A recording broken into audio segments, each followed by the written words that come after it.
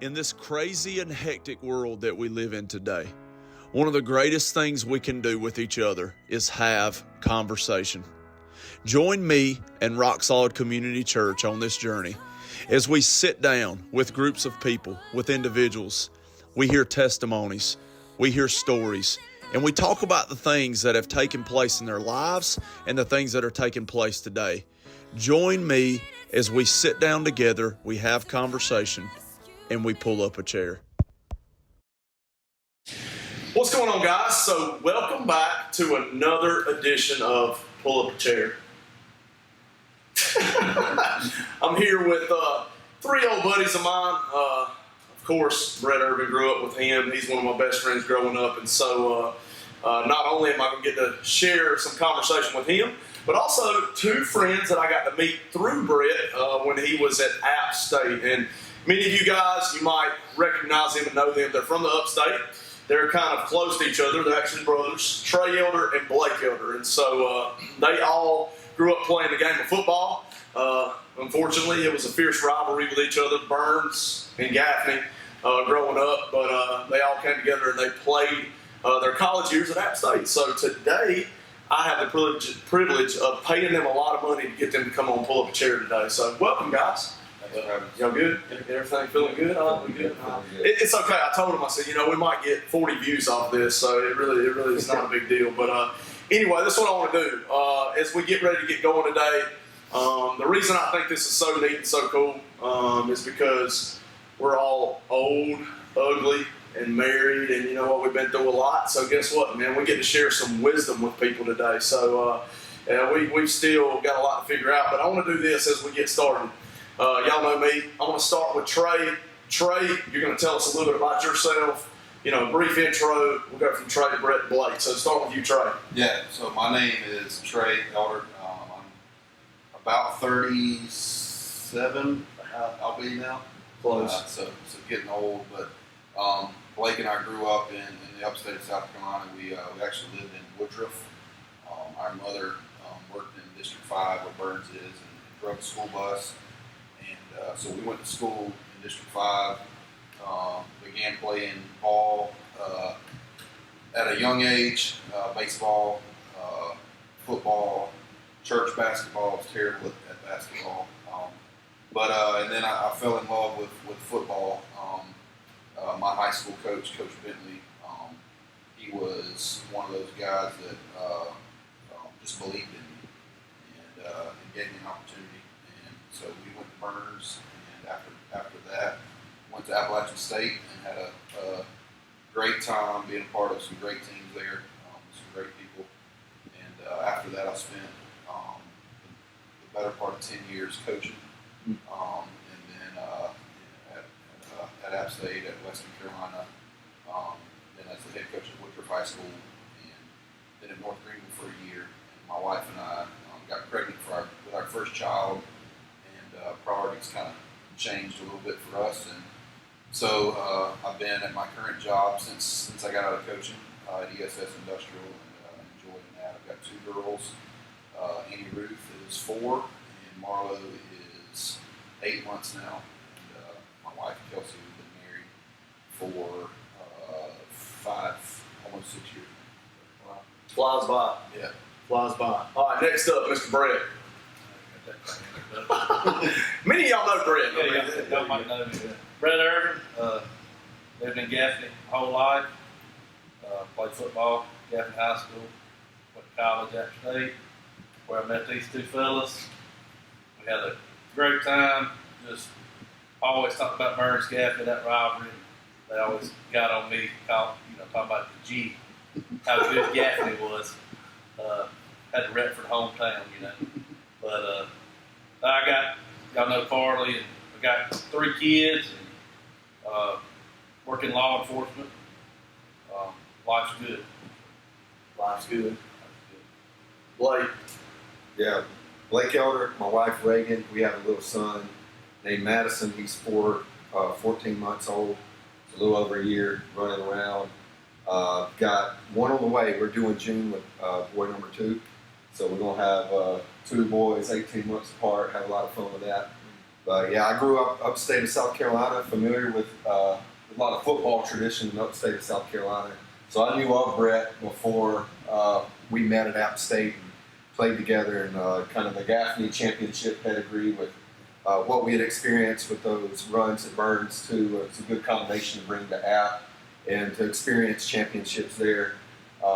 Since college, I've done everything from a guidance counselor in a high school to a high school football, track, and baseball coach. I coached strength and conditioning in college for a little bit. I've done some youth and college ministry and pastored in Northwest Ohio and Southeast Michigan there for a little bit, right outside of Detroit. And now my wife and I, we've been back in the upstate area since 2020 and settling back in, get to serve in a role where I serve the leaders of the company where I work at and help them process and make it the best that it can be. So life is good, and a lot of hard things you walk through, a lot of good things you walk through, but it's always good when you get these guys together and some of the funny stories that come up and relationships that come up. So I'm excited about today. Thanks for having me on here. That's awesome. I see Brett and talk to Brett a good bit. He's one of my leaders, him and Carly here at Rock Salt Community Church. But it's always cool for me to get to see people like you two that I hadn't seen in a long time. Got to see you guys at the FCA Valentine's Coaches Dinner last week, and Blake did a phenomenal job of facilitating. I was sitting there listening to you talk, and I thought to myself, I said, you know what? Blake's probably forgotten more than all three of us know. You know what I'm saying? He's got a lot of wisdom up there. So, no, man, I love these guys. I was never half the athlete that they are. But, you know, being best friends with Brett, getting to go to App State, getting to go watch him play football, I also got to know these guys. And I think this is a privilege and honor for me just to get to have a conversation with you guys, not just about, like, your life, but I believe that some of the things that we'll talk about today, football, family, life, being a Christian, like being a Christ follower in a difficult culture, you know what I'm saying, especially being an athlete in college. But I think these things are going to really help some people that will tune in and watch this video. And so, with that being said, you know, y'all played different sports growing up. You know, you got baseball, football. Obviously, football is what you went to college for. Like, what are some of the reasons that you just really enjoy the game of football? Like, obviously, we love sports. Maybe you didn't play basketball in college or baseball in college, and you do love those sports. But what is it that's so unique and you love so much about, you know, high school and college football and just the atmosphere and the team atmosphere that you have? Like, what's some of the things that you love the most about it? Y'all just chime in anytime, anybody. I'll jump first. I love the brotherhood in it. You go through, you're experiencing the same thing, and you're seeing everybody sacrifice and go for it together, have a goal that you're chasing together, and the commitment that people around you and the bonds you form. So not like seeing Brett last Friday, hadn't seen him in maybe 5 years or so, but just the second he walks in the door, boom, it's like because of the bond that we've created. So that's one piece. There he is. had his championship. Playoff. He was ready, man. Like he was ready to line up against Michigan again. Oh, man. That's definitely one of the things. I think another thing for me is the expectation it creates. You know, it creates an expectation for your life where somebody's depending on you. It's kind of like a fast forward of life lessons, a lot of it that you can draw out, especially when you have a good coach, a good program. But that expectation that, man, you got to commit yourself to something in order to be something and have a future in something. I think that's something that drew me to the game. It's cool. Just the mental toughness of it too. I mean, the physicality of football. I mean, you feel like you could, I don't know, just brought the best out in you. And I don't know if every sport you get that out of, you know, other than football. Makes you do things and push yourself in ways that maybe you're not going to do, you know, normally. And I guess, like you said, physically in football, you know, that's part of it. But I guess, you know, it also applies to life. You know, you're going to walk through times in life where they're not going to be easy and they're going to be painful. So I guess it kind of prepares for that. Now, Trey, I'm thinking here, like, you know, you played football just like these guys, and, you know, you went to App State, and, you know, you got to experience what it was like to be a part of a football team and have a coach. But I'm just sitting here thinking, too, like, you've had the opportunity to be a head coach. Yeah. So, like, you know, just kind of in my mind, I'm thinking to myself, like, okay, like, the game of football, playing in high school and college, and the camaraderie and the brotherhood that you have with these guys and stuff like that. How did that mold you and help you when you became a head coach? Yeah, so first of all, I was really blessed to be around some good people, some guys who showed me what a good example of being a good coach is. Guys who loved their players, who demanded a lot of their players, and who were always available. You know, I think about Coach Bentley when we were coming up. I mean, there were times that he'd say, "Hey, y'all come over and get in the pool." You know, he'd make us do some work before we could get in the pool. Yeah. He's got a lot of free stuff that he had in his house. He threw us a pizza for it. Let's get in the pool. But just showing the value of camaraderie. You know, I think the thing about football is there's not many sports that require more than one person to get the job done. Yeah. You know, and it's that same way in coaching. You know, I had a lot of people that showed me it wasn't about them. You know, in football and coaching in general, it's not about you. It's about collectively what can we do together.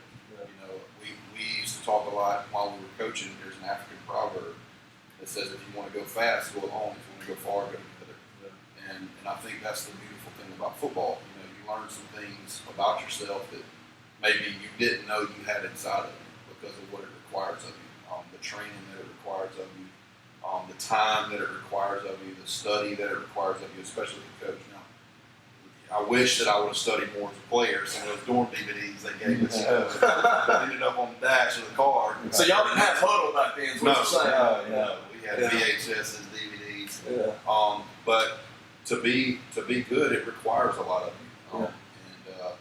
And so that's, I guess, the thing that I took the most was it's not about me, and it's going to take all I got. Yeah, you mentioned, man, there's a word you threw out there that, I mean, it's a common word we use all the time, but love, man.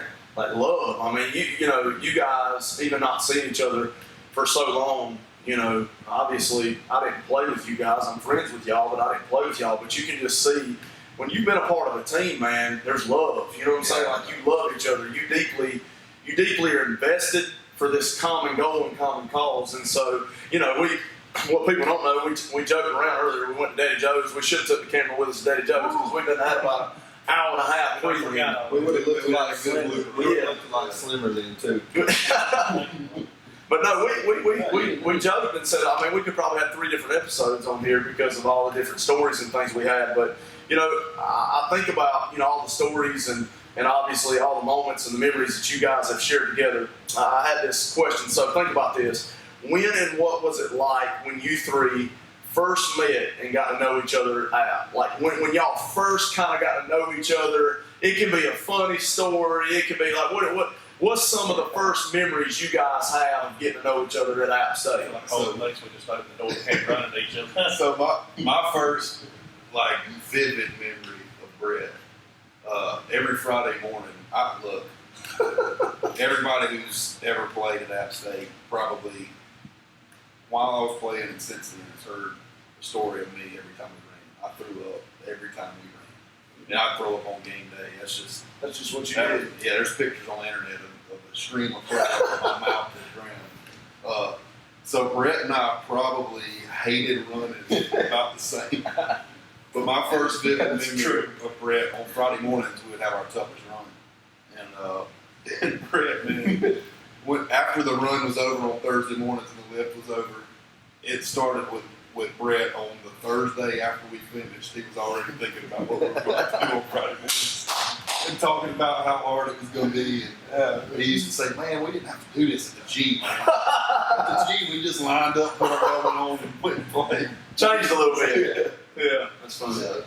That's funny. Yeah, I remember Brett. I mean, he'd come home. You know, obviously, I'm getting to enjoy and live life. I'm hunting, doing all this good stuff, and you know, Brett's coming home for the summer. And he's just miserable, just thinking about I mean, he's not even enjoying his little short break that he had because he's thinking about them 110s. Is that what it was that y'all have to go back and run and conditioning tests? And I think, you know, it was pretty common, and it kind of tests for the athlete. I guess he is, but I'm trying to blow his head up over here. But you know, he wouldn't do nothing all summer. I mean, he would not work out or do nothing all summer. And it's like the week of when he's going back to App, he puts in this like training session, and then he goes back. He made his, I guess, his time. So Just the difference in the high school training versus college. I mean, the natural ability could get you through in high school, yeah, but it didn't in college. Yeah. You know, but you had to pick it up. yeah, it's a different level. I Where guess. everybody you come in contact with has been recruited and is as good or better. So you got to prove yourself why you deserve playing time. But and you say that, this makes me think, because I want to bring this up. So Blake, you came to App State and you didn't have no football scholarship to begin with, did you? No, I was a walk-on. Mr. Hardwork, wasn't I weighed 148 pounds. Come on. When we weighed in that first day of that. Now you were a receiver at Burns. Yeah, I played receiver. Okay. I had kidney surgery in between my junior and senior year of high school, and sat out 10 games my senior year, and then got to play some in the last few games and playoff games my senior year. So I ended up getting an opportunity to spot on the team because the coaching staff respected Trey, Yeah. and that opened up the door for me to come up there. And so I remember first meeting Brett in Trey's apartment and us hanging out, cutting up after workouts or summer classes or whatever, and just learning each other. And but I was the scrawny walk-on kid who didn't know if didn't know if I was gonna make it. Guys around me didn't know, like, what's this little skinny, scrawny kid doing Yeah. there? But it turned out, man, it creates that expectation. You talk about the different level from high school to college. You know, life is, we say now, life is lived on levels and experienced in seasons. If you can make a free throw in middle school, you should be able to make one in high school. But if you can't make one in middle school, don't expect to make it just because you go up a level in high school. You're still going to have to be able to do it. First down is 10. You got 4 plays to get 10 yards, whether you play pee-wee, middle school, high school, college, pros. It's the same thing on every level. So if you can master it on one level, then you can start to carry it with you to the next. You can take that from whatever a level of relationship, dating, to being engaged, to being married, to being parents. The things you master in communication on one level, you take with you to the next. And that's what it was. I remember that summer I was working out. Marcus Morrell, who went on to play in the NFL, All-American defensive end. I'm working out. We've got the same coach. Robbie Ormsby was our coach in our group in the weight room. And he's just on me the whole time. And he's like, you're moving too slow. You're doing too light of weight. This whole thing. And I'm just like, dang, I suck. And respect. Yeah. But that then you have to acclimate to that standard of excellence. And that's what I was saying about the expectation that sports create for you, because it begins, like you were saying, demands something out of you that you didn't know. It demands your all. And if you're going to succeed in it, you have to commit, you have to sacrifice, and you have to be able to raise your game up to the level. If this is a championship program, all right, you better, if you want to stick, you better get to the championship mindset, work ethic level. And fortunately for me, even though I was on academic probation after my first semester, that spring I had 5 a.m. workouts 4 days a week, and I didn't think I was going to make it. I think they were trying to weed me out. I got put on full scholarship the weekend before school started, going into the next year. And first game was the Michigan game, which Brett started, and what a great memory there. And then we go on to win the national championship and have a great experience in playing college football. So, and I guess I don't want to take up the whole thing, but it starts with people believing in you. It starts with people paving a way for you, and then you've got to step up to that moment, and you've got to take advantage of your shot. Yeah, I think too, like what you're saying with that, just because I'm thinking about, like, you know, you look in this circle, I mean, and I'm not blowing it like Mr. Football for South Carolina. I mean, you play baseball and football at a high level, state championship, and y'all scholarship coming into App State and stuff, and you got Blake over here that's coming in, missed 10 games his senior year, didn't really have a fair, you know, if you want to say a fair shake at like showcasing what you got. But like, I think about you talking about the weight room, that guy pushing you, or, you know, you're watching these other guys, and as they pushed you, it made you rise to the occasion, man, and you developed. It was something you wanted, it was something that you shot for, and then by them pushing you, it made you better. You know, Somebody challenged me on this when I came back that January after being on academic probation. Somebody sat down with me, and I was sharing them, you know, where I was at, and they shared with me Ecclesiastes 11:5-6. It says, "You don't know how bones are formed in the womb of a pregnant woman. You don't know where the wind comes from. So you do not know that until you've got it." So sow your seed in the morning and again in the evening, because you don't know if it's going to be the morning or evening sowing or both of them alike that brings the increase. And that day, I made a decision. I don't care what the outcome is. I'm sowing like God is working it out. Wow. And I made that decision. I said, whether I get a full scholarship or not, whether they keep me around or not, I'm going to live in a way, one, that if I'm claiming to be a believer and follower of Christ, my life should show that in the way that I invest in it, in the way that I pursue something with all my heart. So I said, I don't care what the outcome is. I don't care if I end up having to fall flat on my face, go back to South Carolina, go back home, find a job or whatever. I'm going to sow like God's working it out. And that really made a difference for me. Somebody challenged me with that. And I remember really that's where my faith really started to swell towards the future that God had for whatever that God puts in my heart to do. That I think of that. Like God's up to something. Now let me sow like He's up to something. Day in, day out, morning, evening. Let me do it. And then I remember I got put on full scholarship, walked back in, and guys were there celebrating with me because they were ready for it, you know. And so they were ready to hear what Coach was talking to me about, and because and then we talked about trust and respect at App. Well, that's what I was going to talk. Well, not that necessarily. That was on our jerseys, trust and respect. That was on the inside of all our jerseys. But just I talked about this with my small group before the Coach Moore's quote. What was at the bottom of the stairs? What was it? Always do more than expected. Yep. And then what are you willing to give? What are you really willing to give? That's right. So that's a saying that really can speak throughout your whole life. I mean, and like I said, I talked to a small group about it. You had to give up your summer fun to be a champion. I mean, Coach always talked about it. Give up your spring break. Everybody else went. We was up there working.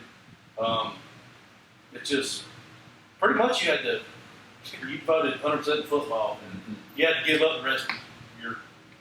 I mean, social life. You didn't have social life like most college students. Everything was just cut off, and it was if you want to play for us and be a champion, you got to give up everything pretty I much. think the neat thing too, man, about what he said, that always do more than expected. I've got several things that I have in my house from Coach, and every one of them says always do more than is expected, and it has his name. And you know, that's a biblical principle. That's the Rebecca principle in the Bible. The cool thing about Coach that you may not see while you're in it, but you do that after you get older.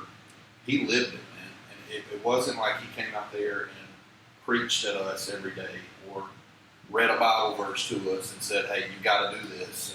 You know, he weaved it, I guess, into the culture of what we did. Yeah, he didn't come criticize you, tell you what you've done wrong, everybody, Yeah. or what you did last night. And that, he just, like you said, he brought in speakers to talk to us.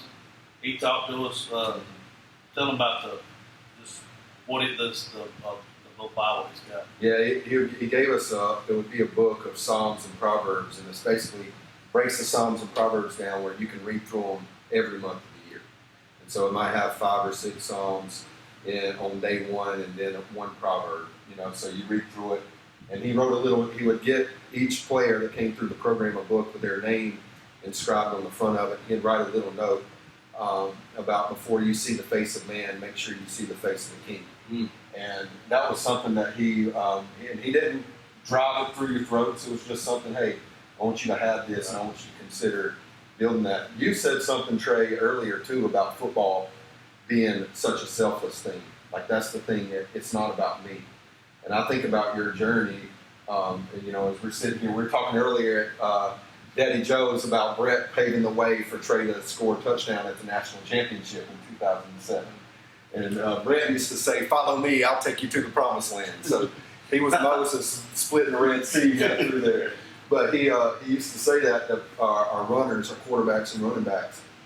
But, you know, Trey scored that touchdown, and then the whole team runs down and celebrates in the end zone. We get a flag. Coaches are down there, players are down there, and it was the last touchdown of a 3-year back-to-back national championship. And it showed the respect, coming back to that trust and respect that Trey had from all his teammates and coaches, from being the preseason player of the year in 2006 to then being benched and then being a contributor in the locker room and on the field in 2007 to help us get to. He started 4 games that year. Yeah. You know, and people don't talk about that, but he was the consummate teammate. And you talk about following Christ. Really, you got to learn how to. You talk about laying it on the line. What are you willing to give up? You got to know how to lay your life down. Right. And That's good. and now we got to lay our life down for our marriage. We got to lay our life down as parents. We got to lay our life down for the call and purpose that God's given us. And that's really what Jesus demonstrates to us in the Gospels. Is this is how you lay your life down. And anybody who lays their life down, he will take it up again. You know, and so you get a life that's better because you're willing to sacrifice. You get a greater experience in college football because you sacrifice together. You get a greater experience in your marriage or in your family, wherever you are, because you're willing to say, hey, I'm going to lay myself on the line. I'm going to give what I have to give and let the results take care of themselves. But when you were talking about just now, you know, like Trey, I was thinking, you know, me and Brett love to hunt. We always joke around who's going to kill the biggest deer. You know, you got. I think that's just you. I don't think so. Man, I think I'm in the lead right now. So, but no, you know, I think back to where it was either last year or the year before. You go in Montana, you know. And I didn't draw a buck tag. Brett gets a buck tag, go to Montana and hunt. It's my cousin's, you know, house, and we're going to go up there with him. And I had, really honestly, there wasn't really much in it for me to go up there because I didn't have a tag to kill a buck. But Except you didn't tell me you were going, so. I did. You're right. I did. Didn't back out, but you're being selfish. Exactly. That's a good point. So, you know, I thought to myself, I was like, okay, I'm going to go up there and freeze my tail off and get up at 4 a.m., Walk behind Brett. walk behind Brett, and carry a camera. And, you know, like, it's so cool to look back and see him almost miss a deer. He shoots him in the rear end and barely gets lucky and kills a deer. Anyway, it was a good deer. It was awesome though. But here's the thing: like, it was a moment in that hunt, like, you know, when I'm walking around the side of the mountain, you ain't got the gun, you got the camera. You know what I'm saying? Like, you're not the person in front of the camera, you're the one behind the camera. And it was kind of like a spiritual moment for me, like God kind of trying to give you to understand. You know, you always quote John 3:30, I must decrease so that he may increase, you know. And so it's like, it's not about you, Hope. Like, it's not about you, you know, in a hunt, but it's even more, it's not about you in life. It's not about you, like you said, in your walk, in your journey, you know, spiritually. Like, we have to die to ourselves. And like, going back to football, you know, what you just mentioned, like, speak on that, Trey, for a second. Like, you know, Mr. Football in South Carolina, right? Like in high school, okay? You come into App State and you're a quarterback and you're there. And this cat named Monty Edwards comes in and I went to the Heisman.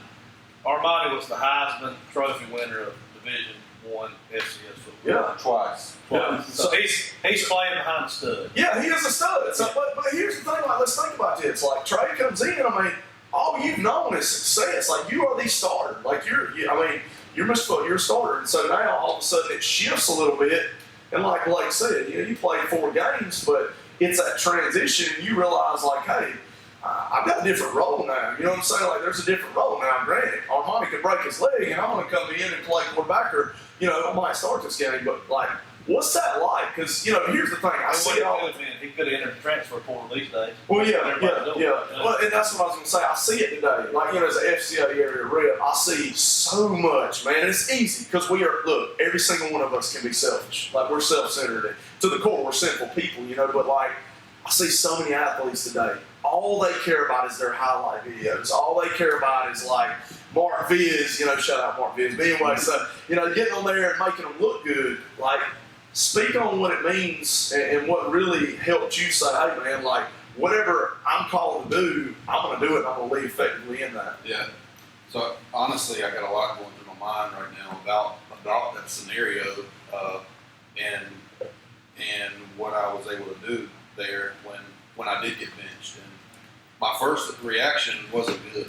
You know, I came in my own mind and heart. But honestly, the thing, you know, all the Mr. Football stuff is cool. You know, I remember that banquet. It's been a long time ago now. It's been almost 20 years ago. But I was sitting at the table with guys like Sidney Rice, Sinclair Cannon, Trent Usher, some of these guys that, you know, that, and I'm just this scrawny kid who wasn't supposed to be much, and had a great senior year. Had a lot of good guys around me, but what people don't know is before the guys that played with me know because they knew what I was. But the year before that, I played as an 11th grader in high school. I played JV football. Wow. And because we had some guy, our starting quarterback, his name was Justin Fulbright, who was a really good player, went on to play baseball. The one before him was Anthony Johnson, went to play college football. And I'm just this scrawny kid. Back then, Bowling Springs was not a very good football program. And we played them my junior year in high school in JV football, the last game of the year. And I had 5 turnovers, Wow. 3 interceptions and 2 fumbles. Wow. They hadn't won a game, Wow. and they beat us. And we go win the state championship. Justin Fulbright's the quarterback. We go 14-1, and have a great year. And we finish, and now they're like, all right, who's going to be their man now? Hand it over to this guy. And behind me, there's a guy named Daniel Barton who can throw the ball 75 yards. Behind him, there's a guy that nobody knows named Willie Corn. You know, and so, but I went to work, and the Monday after the state championship, myself and one other guy went out and started throwing, and we just went to work. And then the difference maker for me, to be honest with you, my dad told me one time during my junior year of high school, second semester, he said, "Have you ever prayed about football?" And I said, "Man, no, honestly, I haven't." He said, "Why don't you just start telling the Lord what you desire?" And so I started praying about things. And I mean, if I laid them out for you, they sound really, really selfish. And at the end of the day, they probably were. But I prayed about things like, Lord, let me win the starting job. Number 2, I want to throw for more yards than anybody in Burns high school history. I want to be a 15-0 quarterback. And I want to get a scholarship after we win the state championship. That's what I prayed for specifically. Those are all pretty selfish prayers. Yeah. God answered every one of them and more. And it taught me that the things that I desire, God wants to give to me when I ask Him for them, when I pursue them with all that I have. So I wasn't some star. Yeah. And I went and had a great year and was fortunate enough to get a scholarship, but I didn't go there with all this confidence like I was some stud. I had one really successful year of high school football. Yeah. You know, and then I come in behind a guy named Richie Williams, who was he ended up playing in the Canadian League for a while, and then a guy named Armani comes in, he takes my job, and he and I room together on the road. He's an unbelievable guy. Goes and plays in the NFL, plays in the Canadian League. But I remember when Coach Satterfield called me after we played James Madison. I had played awful against NC State. I was 4 for 14. Played terrible. The next week, James Madison squeaked by. Coach Satterfield called me on Monday and said, "Hey, come to my office." And I walked in, and he said, "Trey, I need to tell you," he said, "we're going to go with Armani this week." He said, "You got 2 choices. You can get bitter or you can get better." Oh wow. And he said, "I'll see you on the field." And that was the whole conversation. Wow. And, you know, initially I was embarrassed. I was hurt and this and that. But, man, I just decided, look, I've been a part of some stuff before where it wasn't about me, you know, and I just went back to work. I didn't have much success that year, but the next year some things happened. Armani got hurt against Michigan, and I played the next 4 games, and we were fortunate enough to win those and give us a chance to go get another championship. But during the course of my life, you know, there's times I can remember. There's times after that where I thought it was all about me. A lot of times. I went through a period of time, the late 20s into my early 30s, where I lived like it was about me. And I didn't care what the wreckage was that I brought with it. You know, what girl I hurt, I just didn't care. Yeah.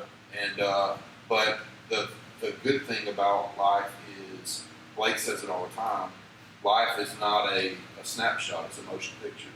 And it keeps moving. And if we can keep moving and going through the ups and the downs and the valleys and just keep moving, the Lord has a way of working it out.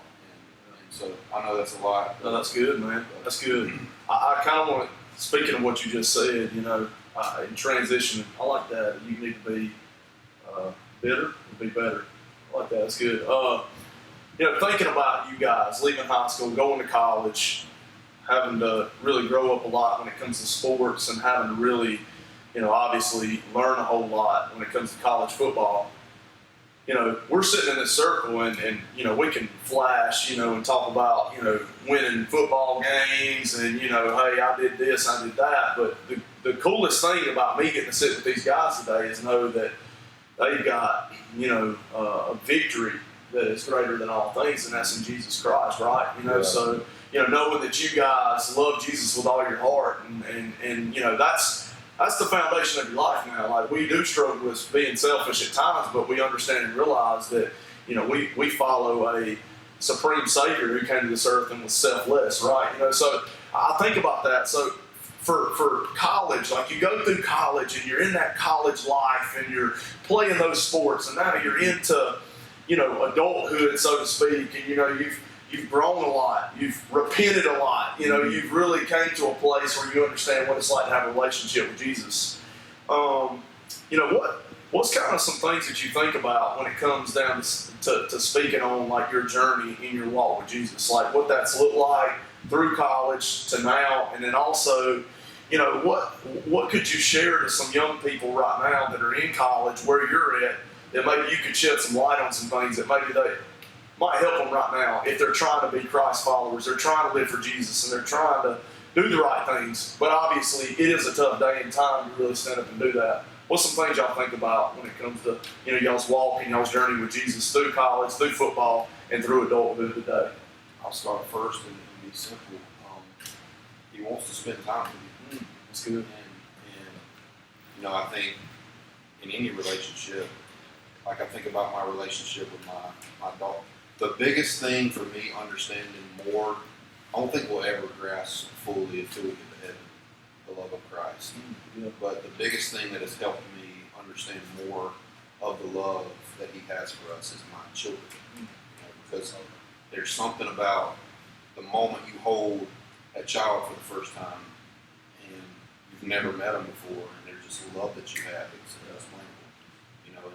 And But there's then this, the more you spend time with them as they get older, it's like that bond becomes stronger. That's relating to that's right. the closer you get to God, the closer more time you spend, it's just the love grows even greater. Yeah. Even than when you first saw them, right? Yeah, and for me too, like with my daughter, my oldest daughter especially, my youngest daughter is, she's 8 months, so she's starting to, when I walk in, she'll light up or whatever. Yeah. But the thing that I, as a father's love for his children, and I think about my love for my oldest daughter and how that has showed me more of the love of Christ. But she wants to talk about stuff that I have no idea about, Barbies and this and that. But what I do is I sit down and I talk to her about Barbies, or we go out and we write with chalk on the concrete, or we go and whatever she wants me to do, I'll go and do that with her. Now, I don't get it right all the time, but for the most part, that's what I try to do, and I feel like that's the way that the Lord is. He just wants to spend time with us, and He wants us to include Him in what we're doing, and then as we include Him, then He starts to show that what He can do in that, and that He's Lord of that, and He created that. I'll never forget, man. When it's probably been 10 years now. I was out deep sea fishing, and it got to be about 3 o'clock, and they said, "All right, we're going back in." It was like a 20-mile ride back in. I'm on the boat. Everybody went in the cabin and went to sleep, and I'm sitting on the back of the boat. I can't, like bus rides in college, I'd be the only one sitting. I can't sleep unless I'm laying flat in the bed. So I'm sitting up, and at this point in my life, I'm thinking I'm somebody. And I'm like, man, I'm a man. And I'm on the boat that day, and I looked in every direction that I could see, and there wasn't a boat that I could see anywhere. This boat's a 48-foot boat. It's on the shore. It's a big monster boat, and I'm this guy on it. And then I'm out there in the middle of the ocean, and I can't see anything as far as I can see. Yeah. And at that moment, I remember the Lord, like me feeling like, oh man, I really ain't nothing in the grand scheme of all this. there's this big ocean here. I'm on a boat that I think is huge. It looks like a little toy that God's put in the middle of the ocean, and then there's me, this little speck that's on it. And then he reminded me right then, yeah, but I know the hairs on your head, and that he created all of that for us. And it was just the quietness of the time that I got to spend with him. And every time in my life where things have been off kilter, I'm talking about internally. Yeah. There's things that happen outside that we can't control. We control our response to it. Yeah. But internally, every time that I've been in turmoil, it's when I stop being close, stop spending time with And isn't it crazy how this holy and mighty and sovereign, just, eternal God can yet be so personal? You know what I'm saying? Like, just so personal. And you said the word relationship. That's a big thing when we think about that. Relationship. You was just talking about how you started your college journey versus where you are now. Yeah. And just a quick little testimony in a way. Got to say with you, when I was young, grew as a Christian. Senior year of high school, was a pretty good athlete. Started probably exposing myself to things I didn't need to, and then you go to college. Yeah, talk about that. What's that like? And you meet guys like this. This is the first couple guys I met. I think you remember Nick Cordwell, right?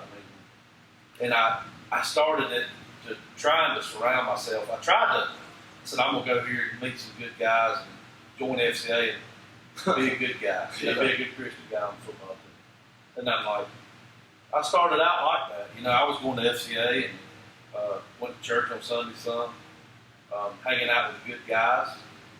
It's kind of crazy. You end up 14, 13 years later in a room and talking about it. Then it just, things change. You start exposing yourself to more stuff. Next thing you know, you're right in the middle of living a wild college life like everybody else. And as an O lineman, you felt pressure because it was like, if you're not a dirty dog, you soft. You ain't one of us. You know what I mean? You're not. And I fell into that, and, it affected me, really, and, but then you get out of college, you carry that on a little bit through life, and next thing you know, you live in nothing like you should be for the Lord. And, Holden was a buddy that always stayed on me. That when he turned his life around, he always would text me and be like, "You good? You doing things right?" And one day I just got in the Word, and started reading, probably two years ago or more, and changed my life. Just really getting in there, like Trey talked about having a personal relationship. I was saved, but I sure didn't show it the way I lived, and just getting in that Word and reading it every day changed my life and changed my perspective on how I needed to be living, have a relationship with Jesus. So, It's not popular, man, I would say. With y'all's, when you walk into these situations, it ain't just college football players, man. College in general. Like, I've always said, like, for me, I didn't play football at App State, but there was always this picture in my mind of, like, you got 18 to 24, this college time frame, young adult time frame in life. And it was almost, to me, it seemed like it's this grace period in life. You know what I'm saying? Like, everybody gets this grace period. Like, that's the time that you get out from under your mom and dad's roof. You go kind of, spread your wings and you fly and you do your own thing and you cut up and you act crazy. And guess what, man? You get 24 and you settle back down and you get married and you have kids and you go to church and all that kind of thing. but then you think, what happens if I didn't? Yeah, if I man. gave that grace, what happens if something would happen to me in those? Yeah, That's grace period. we take that grace for granted. Like, we take God's grace for granted. Like, He extends that free gift of grace and mercy, but we forget that the price that was paid for that was His Son Jesus. And I think about that with you guys, and for y'all, man, what a stinking blessing it is for y'all to sit here today and just get to say, hey, man, there were times in my life where I did take for granted God's grace and mercy, and there were moments where I did veer away and I acted sinful, and yet God's giving you this opportunity to sit here and testify that He's changed your life. But obviously, not everybody's getting that opportunity today. You know guys that aren't experiencing this, kind of moment in your life right now, and obviously it's a struggle for some. So I think that's hard. Yeah, for sure. Talking about Blake, though, I mean, in your career, you stayed pretty grounded throughout college. I mean, I kind of fell off. part of that- Blake kind of. I laugh because we were talking earlier, like, what would we have done differently? And I would have had a better haircut. Now, like, I've laughed about it before. Like, me having a bad haircut is probably the Lord protecting me from a lot of stuff. Right. If I had a bad haircut, and it wasn't. Yeah, and you can say, the Scripture tells us we're in the world and not of the world. But every single one of us can say we let the environment get the best of us. We let culture get the best of us. And just because you're something publicly don't mean you're something privately. You can put on a show, and some of that would be my testimony. And I knew how to perform, but I didn't know how to let God always shape my character, and be true. Yeah. And so then life begins to shape you that way. Trey can tell you, I would have this perfect standard because I didn't have as much talent. I didn't have as much glamour. I just had to go grind and perform. And if I wasn't perfect, then I wasn't going to have a shot. Challenge for that after college was, man, I knew I had a call of God in my life when I was 9 years old. I started sharing in FCA when I was 16 in high school, and none of that removes from you. Following Christ doesn't remove from you your own personal failures, your own disappointments, your own sin, your own places where you fall short. And that's what I'd say about the life of faith is it's full of ups and downs, man. What Jesus tells the disciples, follow me and I will make you become. I like that. It's a process of becoming. And sometimes we lose sight of that. We think it's follow me and I am today. Yeah, there's something I am that I'm saved, I'm forgiven, I'm redeemed, but I'm not yet all that God's called me to be yet. And if I look at my life, a timeline of my life, I can chart ups and downs where God opened up doors for me, where there are great achievements, where people help me achieve them. I can look at the lows and see where I've totally screwed the pooch. I can see where I had disappointments, where I had hurt and heartache, and things beyond my control and things that I could control, and I can see the ups and downs. And the reality is, I'm not more of somebody to God because of my great accomplishments, and I'm not less of somebody to God because of my greatest lows. But I will never be ashamed of what I had to go through in order to learn God, in order to know Him more. And the truth is, each one of us will have an opportunity to stop following Him. Every disciple has an opportunity to stop following Him. And you can see that through every major character in the Bible. Every single one will try to take it into their own hands. Sometimes I'm looking at the scripture in the coffee shop over there, Matthew 7, the end of Matthew 7 about the house built on the rock. The storms of life are inevitable. Every single one of us are going to experience them. And I'm thinking about Peter, who is known as the rock. And you talk about brotherhood that keeps you. You're talking about holding, reaching out to you, asking you, how are you doing? Or you have a brother who can speak truth, or a brother you can go to and let them know you totally screwed it up, and they kind of built you up. But I think of Peter on the day of Pentecost is the thing that's fascinating about that story of him preaching on the day of Pentecost is he had 50 days earlier, he had just had his greatest failure. And then on that 50th day, his brothers are standing behind him as he's preaching. And you don't ever get to where God has called you to get if you don't have brotherhood. If you don't have people that are going the same. We share the journey, man. We're not out there on an island. We're not the only ones with a purpose. We're not the only ones created in the image of God. We're sitting in lunch. We're not the only ones who have experienced pain, disappointment, mistakes, failures. We're not the only one who's let God down. And if the more we can realize, that lets that grace flow. And And when you get around a brother, what it does is when, amen, I get like this sometimes. But it's when Brett walks through the door wearing his out-of-state shirt. It makes something stand up in you, man. And It's awesome. and it makes the things of God stand up in you. It reminds you that there's somebody who loves you, somebody who shared the journey with you, and that there's still time. You know, none of us are all we are to be. We're still on a journey of becoming. I'm not the best that I could be for God yet, and I don't have to be perfect. But God's shaping something in me right now, and He's wanting to develop something in my character right now that's for the purpose. And if I don't go through this and I don't let Him shape my character right now, I'm not going to be prepared for what He's opening up for me down the road, or what my wife needs from me as the priest of my home, what my kids need from me as their dad, you know, for what the opportunities of ministry everywhere I go. And I think that's the other thing I would say. Whatever God's called you to do, He's called you to it everywhere you go. I don't care if it's working the front desk at a hospitality. I don't care if it's working a drive-through window. If you're a VP of a company, if you're a pastor, you know, where a coach, wherever you are, if God's called you to it, and He's giving you a ministry, He's called you to it everywhere you go. And the presence of God and the love of God moves through us. So that's what Paul says, that the knowledge of Him would permeate through us everywhere we go.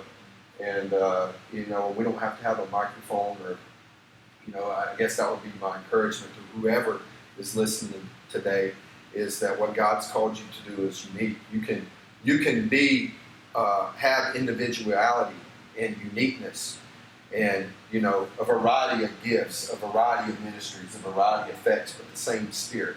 Yeah. There's something that's the same in us because of what Christ has done in us. Yeah. Oh, you got a unique call and a unique gift tonight, and we go all the way around the room to every member of the body of Christ. But the sameness is the Spirit of God that's living on the inside of us. Christ making His home in our heart, and Him being known through us. So now in a culture where everybody's about, hey man, do what's best for you. And you got to be willing to go against the grain, be in the world and not of the world, not fall in line with the environment, not just go with the flow of life.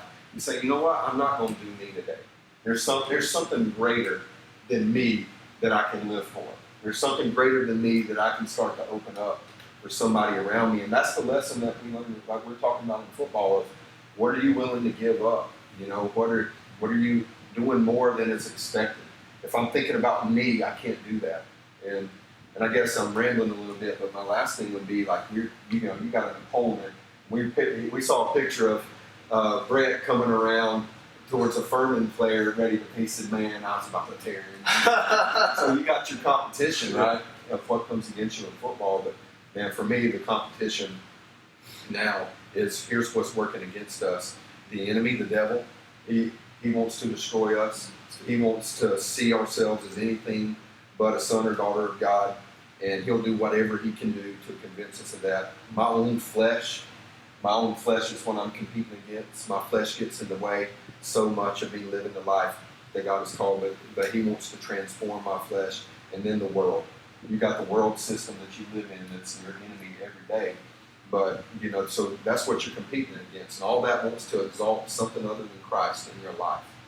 And, you know, and to be able to say, you know what, today over myself, today over the accusations of the enemy regarding my past, my present, or my future, today, regardless of what's going on in the world, Christ be exalted, be first place, be the only in my life, be chief in my life. I'm surrendered to lay it on the line.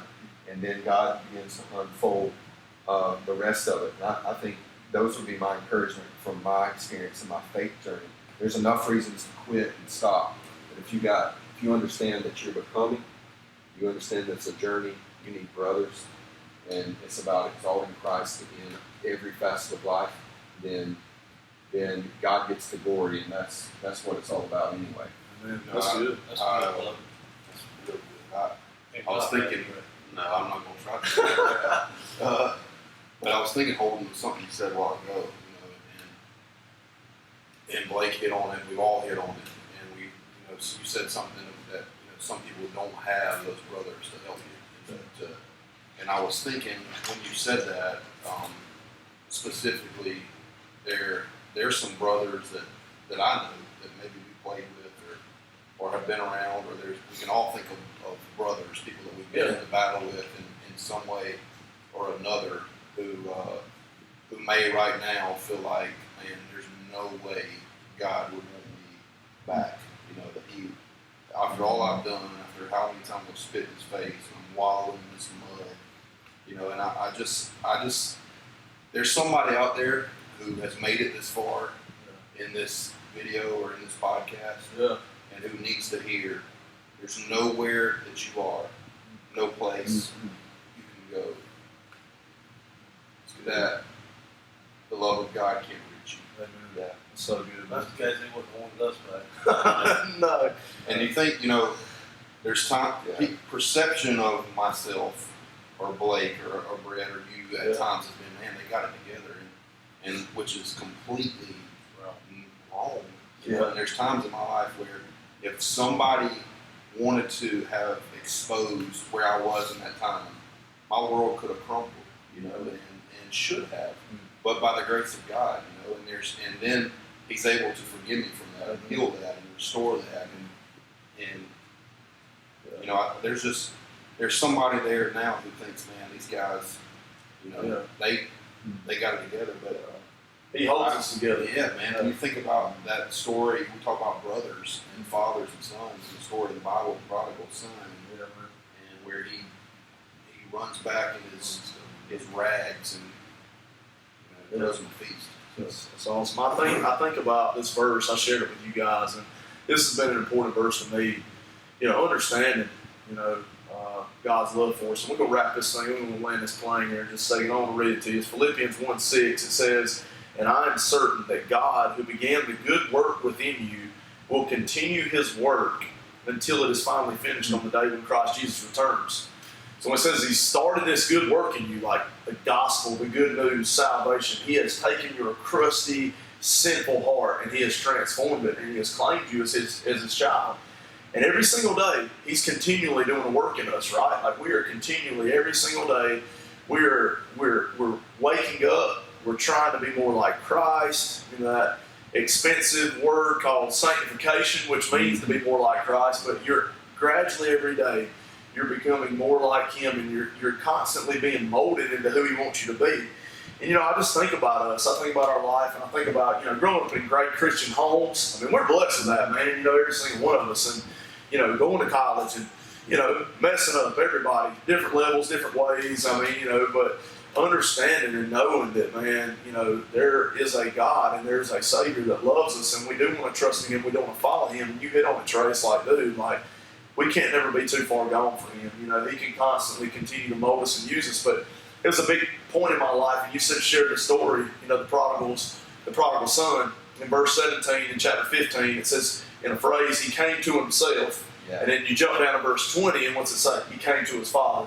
Yeah. And for me, in my life, there had to be this moment of surrender. You know what I'm saying? Like, God, I give up. Man, hey, I'm in the pig slop over here, and you know what? I don't even care. I'll come back a servant in your house. That's what I want to be. I don't even have to be your son. Just let me be a servant. And it's a beautiful picture of God's grace and His mercy and His love. But You've talked about before, this life, man, it's short. It can be gone like that. People just want to play with it so much. It's just like a game to them, and it's not a game. Yeah. And I don't think we can realize, you've talked about this, it can be taken away in the blink of an eye. Yeah. You don't want to be the one to miss out, because it's over at that point. Yeah.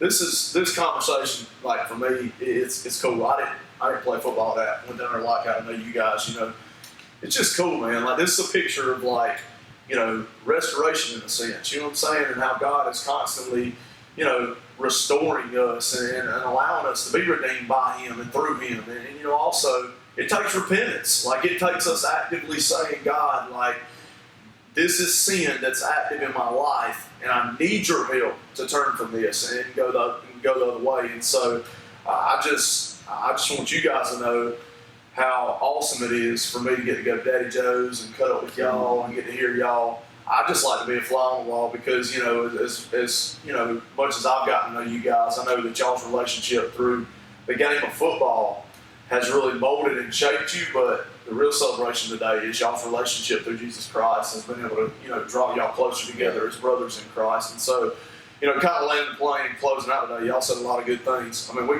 could make, we could make some Netflix episode series probably if you really want to know. It is kind of crazy though. I mean, it's back on. I just said the way I wanted to start my college career is living a godly life and meeting some good godly men, and we're sitting. Yeah. Ended kind of. It ain't ended, but Yeah. it kind of ended today with this. And I think that's pretty neat. Yeah, that's awesome. So we could have all three been anywhere. It's crazy, man. God gave us a chance to. It's just crazy that He's brought us back to do this. I mean, there's a purpose. The whole time. He knew that we was going to do this one day. He knew. Yeah. I never thought I'd be sitting there. And you learn things now. Like it's cool to hear. You didn't get to hear it at what we talked about today, but hearing things that Brett has dropped in life for the greater pursuit of Christ. And things that you catch up on when you see each other, and then the stories that you share, the funny moments that you share. Y'all missed it good. If we could have talked about what we did at lunch. I laughed like I needed to laugh today. I needed that. Oh, We had a lot of stories about us three, but we never told the story about how good Holden was at prank calling, acting like he was 92.5 and giving away free cars. Dude, And they believe it. those are classics, man. He's been doing that for 15 years. Don't expose too much of me on here. Yeah. No, that's you guys, man. I tell you, I think it's awesome. To get to see what God's done in all of our lives. We're blessed, man. Got great women by our side. Got great kids, man. That we get to try to emulate Christ too on a daily basis. Kind of closing out, I had a couple of just questions. There's one we'll close. Let's think of, if you could narrow it down to one. It's just kind of what's one cherished moment that you'll always remember from playing football at App State? It doesn't have to this doesn't have to be this super spiritual answer. I mean, just obviously you win 3 championships in a row. Maybe that's one of y'all's. But what's probably one of your most cherished moments, games? Catches, throws, whatever. If you had to pick one, you got to pick one. What are you going with right now? What do you think? I think I know Brett's, maybe. It's kind of hard for that not to be. I mean, Yeah. Share with us what you think. What would be probably your top one? I mean, that would playing against Michigan as my first start as a freshman. Yeah. Like Coach Moore said the other day, 3,000 fans to 110,000 fans. That's a big difference. Coach Elliott come up to me that, I guess, Sunday night. He said, it's yours. And to practice, I wasn't prepared for it. I was ready, though, because I was. You know what's funny about that, Brett? Good. The day before, we were in the stadium, and we had our walkthrough at Michigan Stadium. That place, I mean, there's one tunnel into that place. Both locker rooms are right across from each other. And you think about the people that walked up and down that tunnel, Tom Brady. Wow. Desmond Howard. There's a locker room across from Joe Montana, and all these kids, these guys we grew up looking at. We're down there in the stadium after our walkthrough, and we have our little meeting before we go to get back on the bus on Friday. And one of the guys said, "All right, everybody look up in the stadium." And we all looked up there. He said, "No, don't look up there." He said, "This field's 100 yards long. You can't hear it. Let's go win." And I don't know. I just thought. No, I mean, you just. I might have not been ready physically, but mentally I was ready. It wasn't nothing but a game to me. And big command in front of me, that's what I needed to do to do my job that day. And, that's what I did.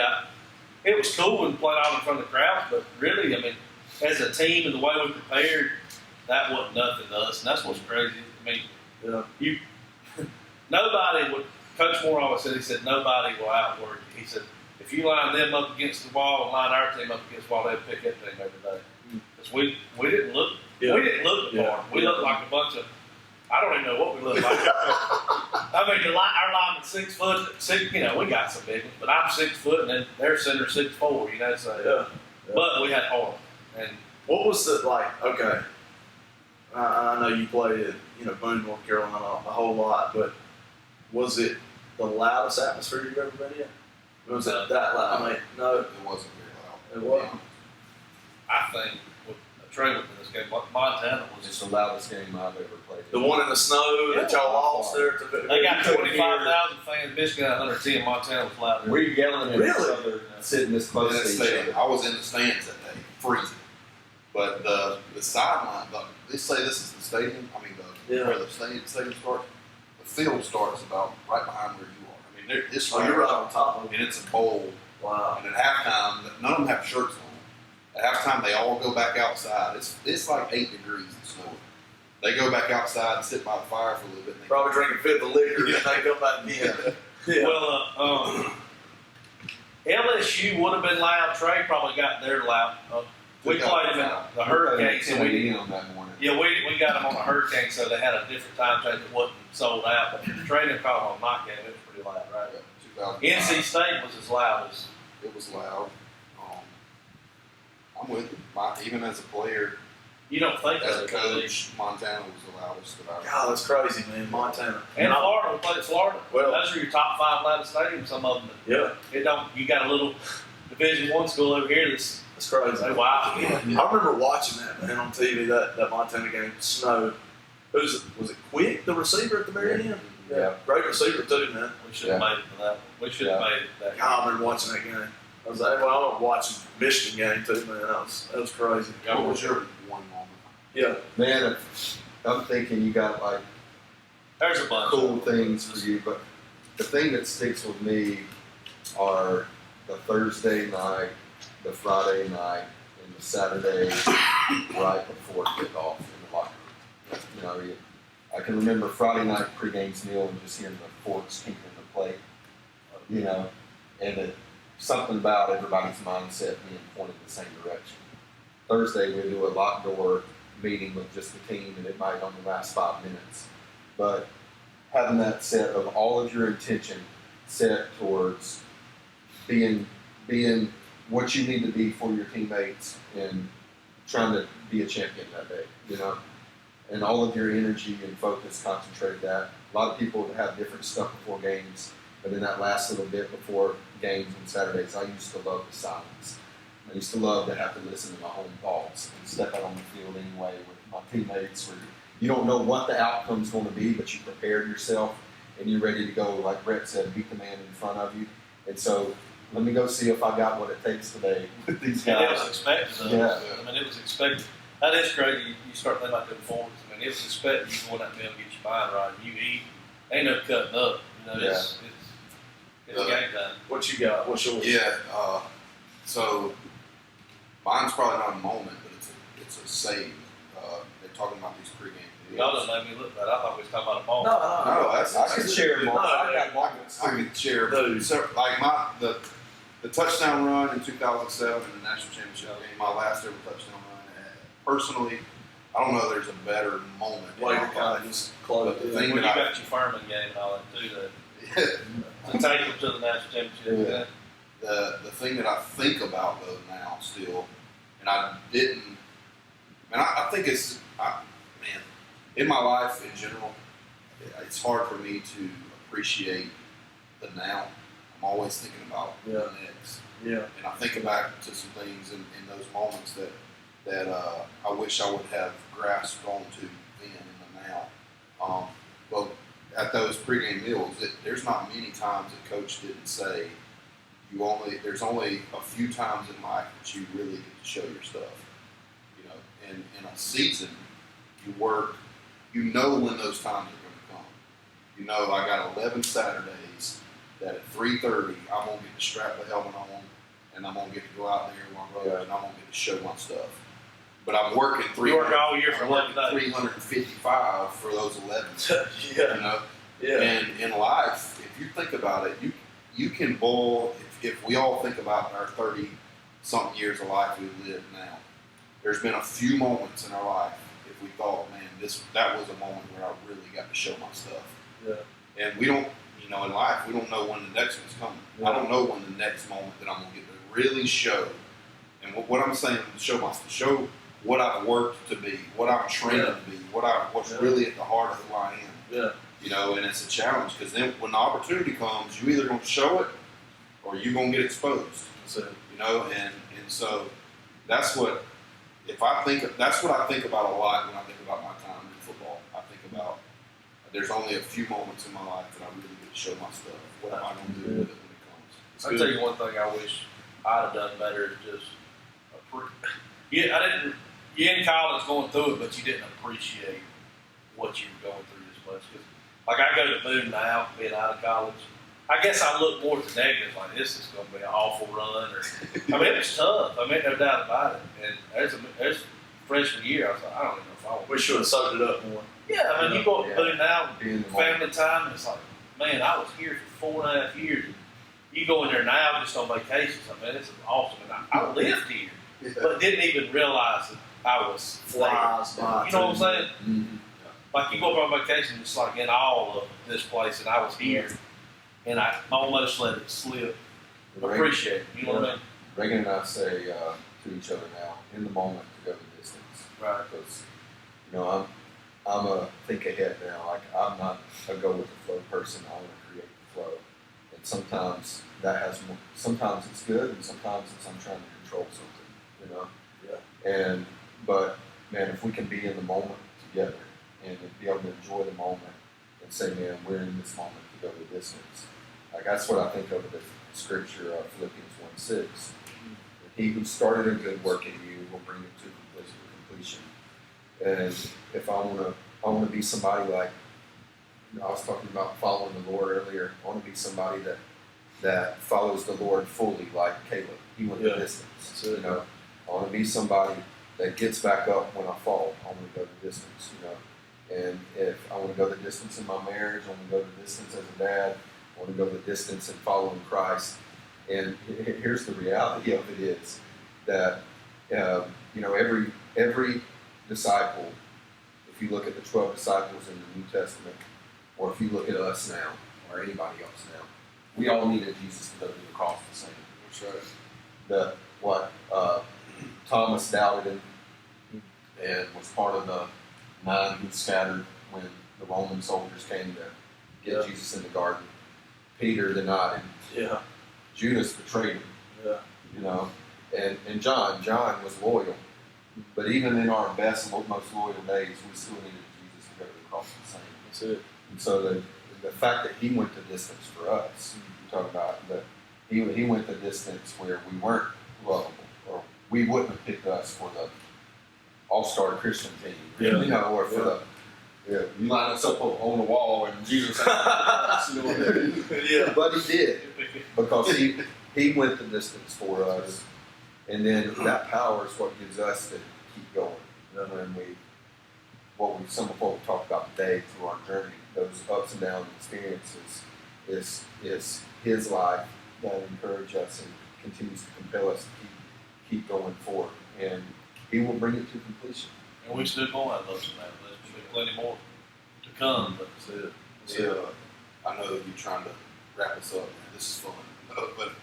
But I want to tell you, man, I know that this is about us, but what you're doing and doing, like, if it's not for anybody on the other side of the camera, I mean, this has been great for my soul today. Yeah. And so don't get tired of it, man. Don't grow weary in doing good, and keep having these kind of conversations. As men, man, we don't like to talk. You know, we like to say, "Follow me to the promised land. I'll take you there." You know, and show we got it all together. Yeah. But every one of us is dealing with something, or has dealt with something, and there's people there that need to hear it. You know, we need to hear somebody's story to get us to the next step of our journey. And there's somebody that needs to hear our story to get them to the next step of the journey. So man, don't get tired of it. So pull up a chair. Pull up a chair or a couch, man. That's right. need a little better cap in here. Don't we? Oh, we're gonna work on that. Well, you know, we might have an episode too. I don't know. We might get on here. Maybe we can get Coach Moore to come on here with y'all. I don't know. We'll see. Like the facility. Yeah, black. And you can wear your game polo.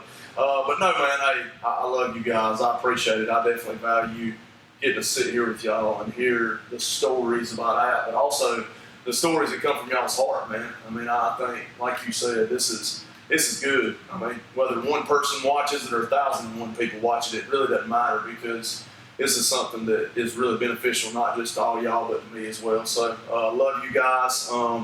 So yeah, that's gonna wrap this up. I think we've done it about an hour now. You got to get back to work, man. Got stuff to do. Go run around and chase youngins, or get back out there to the wildlife. Ain't that right, Irvin? So, but no, man, I love these guys. I'm glad you guys tuned in. We'll have another episode coming up soon.